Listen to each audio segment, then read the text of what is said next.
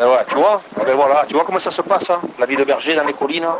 Et puis ça inspire, tu vois, parce que nous les bergers, on entend le murmure des collines. Tu entends comment ça souffle fort?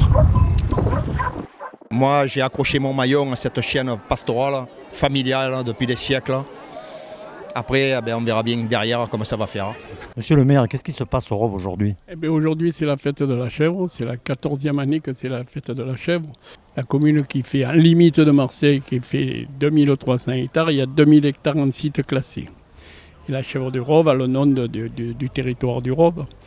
Donc on a protégé l'environnement et j'ai réintroduit la chèvre dans son environnement. Parce qu'avant, il y avait 4000 chèvres. Maintenant, il n'y en a plus que 300. Mais seulement, ils ont 2000 hectares pour pouvoir s'ébattre, quoi. C'est une fête importante pour le village du Rove? C'est une fête importante, c'est la seule fête qui se déroule sur la place de la mairie. Les fêtes du Rove votives se déroulent sur la salle des fêtes et ça c'est une fête qui se déroule sur la place de la mairie. Donc la circulation est coupée et on attend évidemment beaucoup de monde. Il y a plus de 1000 personnes qui viennent chaque année. C'est une tradition? C'est une tradition, c'est quelque chose qu'on a relancé il y a 14 ans. Hein. Auparavant, ça ne se faisait pas. Les gens avaient des chèvres, mais ils ne les menaient pas dans le village comme ça. Elles le passaient dans le village tous les jours. Mais ça, c'est dans les années 50-60. Et tout ça, c'est mené par André? Le troupeau, c'est le troupeau d'André. Et puis l'association de la Cabre d'Or. On est un certain nombre de personnes, plusieurs personnes, qui sommes là pour perpétuer un peu cette tradition et le pastoralisme qui est important au Rove, puisque le Rove est le seul village qui a donné son nom à une chèvre. Il y a beaucoup de villages de Provence et des Bouches-du-Rhône qui ont des noms de chèvres, Port-de-Bouc, Cabriès, Cabri, Redègue, etc. Mais le Rove a une particularité, c'est que c'est le village qui donne son nom à cette race.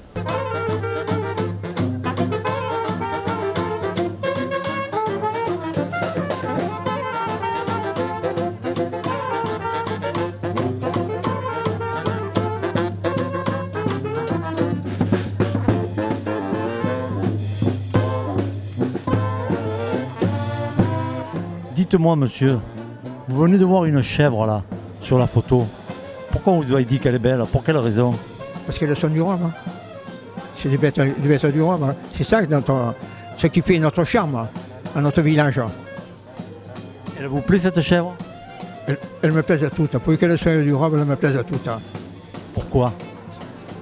Parce qu'elles nous ont fait vivre dans notre village. Elles nous ont tous fait vivre. Hein. C'est ça qui nous faisait vivre. On faisait les brousses, les fromages, et on allait les vendre sur Marseille. Enfin, pas moi, mais nos ancêtres, là, ils allaient les vendre sur Marseille. Vous l'avez connu ce temps? Ben oui, moi j'étais jeune. Ils prenaient le car, il y avait 2 cars. Il y avait le car Mattei et la CMT. Hein. Et le matin, les broussiers, ils prenaient le car et ils se mettaient ils allaient au bureau de tabac en bas. Vous savez, il y avait le bar, le bureau de tabac, et ils s'arrêtaient le car. Et les marchands de brousse, ils montaient. Et le chauffeur du car, il mettait les brousses dans la malle, le panier de brousses. Et les marchands de brousse, ils se mettaient dedans. Et quand ils s'arrêtaient, le chauffeur du car, il leur ouvrait la carte, la malle, et ils reprenaient leur panier de brousses et ils allaient vendre.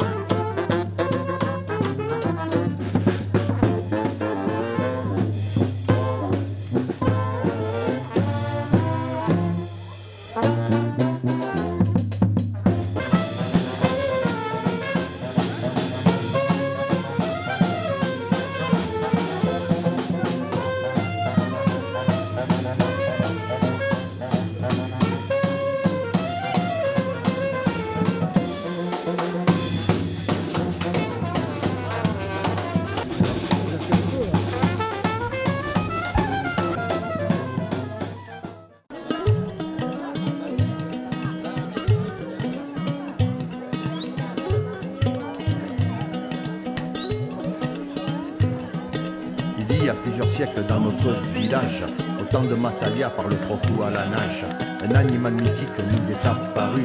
C'est la chèvre du Rove, l'avez-vous déjà vu? Au beau milieu de nos collines, en semi-liberté, vit une race fière de chèvres indomptées. André, qu'est-ce que tu ressens quand tu descends ta venue avec ton troupeau? Disons que pas une fierté, parce que ce serait imbu de ma part, mais je pense à mes anciens à mes ancêtres. C'est que nous, on est au Rove depuis à peu près 1400, berger de père en fils. Ça fait plus de 600 ans qu'on est dans ce village. Donc, on n'avait jamais fait de fête de la chèvre du Rove au Rove. Nos anciens, tu comprends, ils vivaient tellement au quotidien avec leurs troupeaux. La chèvre était présente dans chaque instant de leur existence, ce qui fait qu'eux, ils n'avaient jamais pensé à descendre le troupeau dans le village. Et nous, en 2004, là, quand on a créé cette association avec Maurice Guiran, Thierry Chauvelot, Francis Montalban, on s'est dit quand même, il n'y a plus qu'un troupeau au Rove, dans le berceau de la race. Donc ce serait bien de le descendre au cœur du village, sur la place de la mairie, pour rendre hommage non seulement à nos anciens, mais aussi pour être dans une continuité de cette tradition pastorale qui a des siècles. Des grands coups de corne résonnent dans le vallon. C'est le bouc qui s'affronte avec le menon. La buse dans son ciel, pense en reflétant cette race du Rove. Quel tempérament! Un concert de sonnailles se dirige vers le canal. Le troupeau vient boire après le régal. Il y a plusieurs siècles dans notre village. En plus, cette année, c'est une année à marquer d'une pierre blanche parce que depuis fin mars 2018, on a eu la l'AOC Brousse du Rove. Donc ça, c'est important. Voilà, c'est nos anciens, lorsqu'ils ont... Parce que la Brousse du Rove, elle est née au Rove. Elle est née de l'ingéniosité, du savoir-faire des bergers du Rove. Et d'être reconnu en AOC, vu qu'aujourd'hui, il ne reste plus que moi, vraiment issu de ce milieu.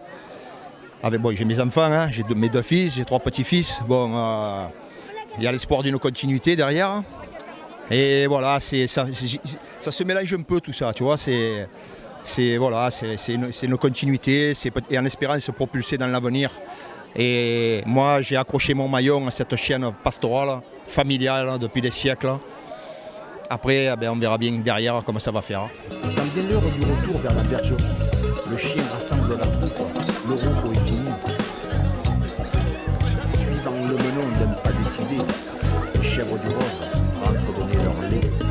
Aujourd'hui comme hier, la tradition va perdurer, car nos filles du Mistral et de la Méditerranée donneront toujours naissance à de beaux cabriolet.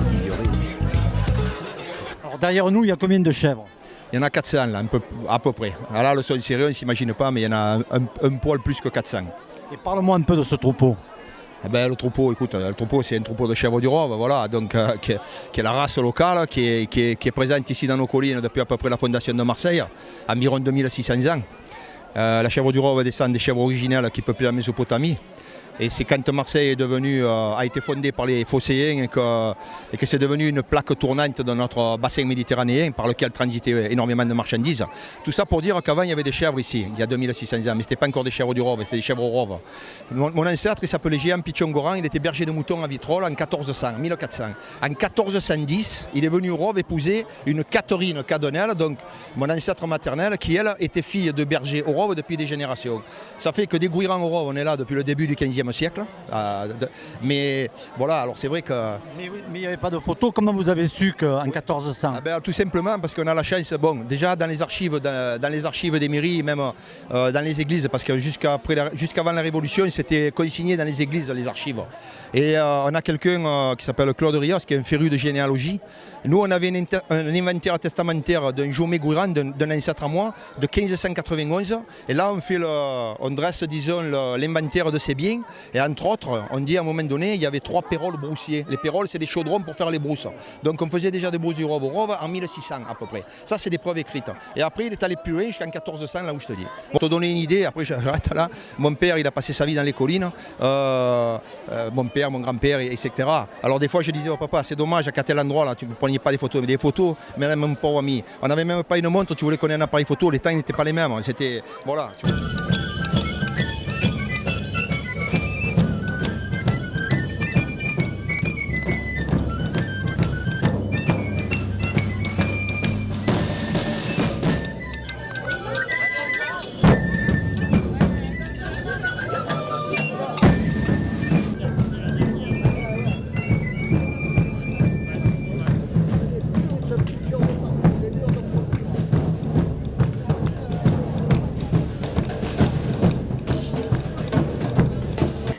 Dites-moi madame, pourquoi vous avez acheté ce livre?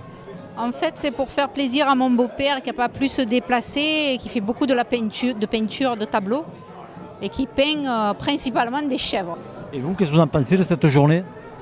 J'ai voulu venir parce que j'utilise beaucoup les produits à base de chèvre, c'est-à-dire lait, fromage et tout ce qui va avec. Et bon, j'ai beaucoup de chiens de berger, donc voilà.